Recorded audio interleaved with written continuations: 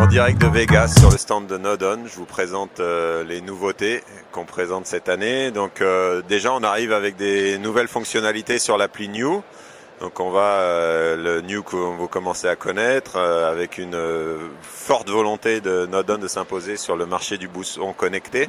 Donc les nouvelles fonctionnalités, les premières qui vont être implantées très rapidement, c'est l'API Philips Hue qui va être intégrée directement, donc on pourra piloter ces Philips Hue directement depuis son smartphone en utilisant son bouton, qui est une appli assez sympa. Et puis on intègre l'API Spotify aussi. Déjà sur les smartphones, on va pouvoir arrêter la musique, changer de chanson, etc. sur Spotify, donc ça va être assez sympa.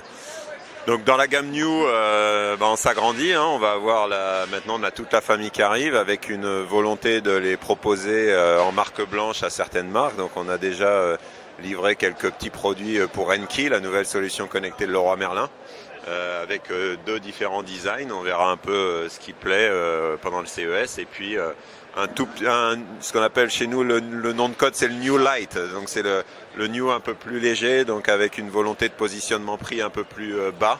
Alors on est en train de réfléchir encore comment il va fonctionner, quels vont être les features, mais voilà un peu sur quoi on est. Donc sur le bouton connecté aussi, on a cette année présenté un bouton Sigfox, et aujourd'hui on a de plus en plus de demandes d'institutionnels, de banques, d'assureurs qui nous demandent tiens, moi j'aimerais un bouton comme ça, qui soit un bouton d'assistance. Et le fait qu'il faille avoir une application sur son téléphone qui soit ouverte, ça pose un vrai problème à ces gens-là. Donc on se retrouve sur la nécessité d'avoir un nouveau bouton qui fonctionne de manière autonome, et c'est pour ça qu'on est parti sur Sigfox. Donc on a présenté le bouton. Et puis surtout une des grosses nouveautés au niveau des boutons, ça va être les boutons HomeKit. Donc on arrive avec New qui aura une version HomeKit. Donc avec une micro smart plug HomeKit aussi, ça va être assez sympa. Donc avec l'application Home d'Apple que vous connaissez, qui permet une intégration hyper facile des produits et de la mise en scénario de manière vraiment ergonomique. Donc ça va être sympa.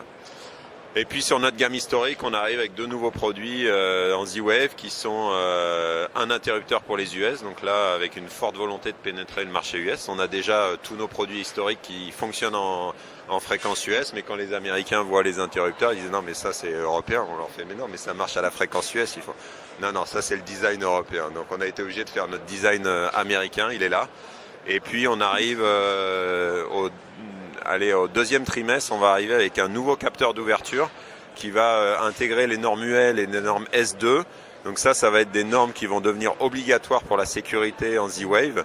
Et comme on est un peu dans les petits papiers de l'Alliance, on a su qu'il y avait ce besoin, et on va être un des premiers à livrer ce produit. Voilà pour les nouveautés de cette année.